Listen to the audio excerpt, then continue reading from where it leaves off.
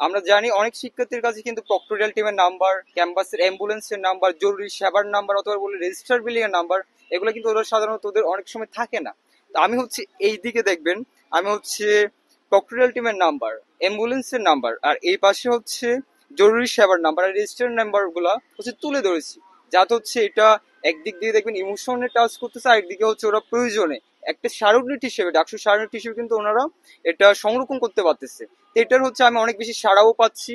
সাড়া বলতে হচ্ছে আমি প্রায় এখন অনেক অনেক পোস্টার বলেন, লিফলেট বলেন, আমি হচ্ছে ক্যাম্পাসে দিয়েছি। তো আমি দেখতেছি মেয়ে শিক্ষার্থী বলেন, ছেলে শিক্ষার্থী বলেন, ওনারা চেয়ে চেয়ে নিচ্ছে, যেটা হচ্ছে বিরল, যে কি আপনার কাছ থেকে লিফলেট একটার বলতে 4টে চেয়ে নিচ্ছে, রুমমেটের জন্য, ছোট ভাইয়ের জন্য, অত পরিবারের কাগজ দেওয়ার জন্য, অত সংরক্ষণ করার জন্য ওনারা কিন্তু এটা নিচ্ছে।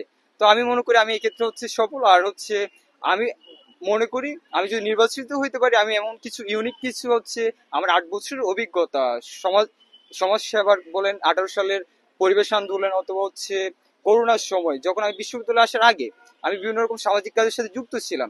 তো ক্যাম্পাসে আসার পরও কিন্তু বিভিন্ন সামাজিক কাজে বৃক্ষরোপণ, তারপর হচ্ছে ছিন্নমূল মানুষদের খাবার বিতরণ অথবা পোশাক বিতরণ, এই টাইপের আমার আশেপাশে যারা আছে ওনাদের সহযোগিতা নিয়ে আমি কিন্তু চালিয়ে গেছি। যার কারণে আমি মনে করি আমি যদি সমাজসেবা হচ্ছে জয়ী হইতে পারি নির্বাচনে, তাহলে হচ্ছে আমি এইখানে নতুনত্ব আনার মাধ্যমে বিভিন্ন রকম কাজ আমি আমার ইস্তেহারে প্রকাশ করেছি। তো আমি চাই ক্যাম্পাস হচ্ছে একটা পরিপূর্ণভাবে শিক্ষার্থীদের জন্য আদর্শ ক্যাম্পাস হোক।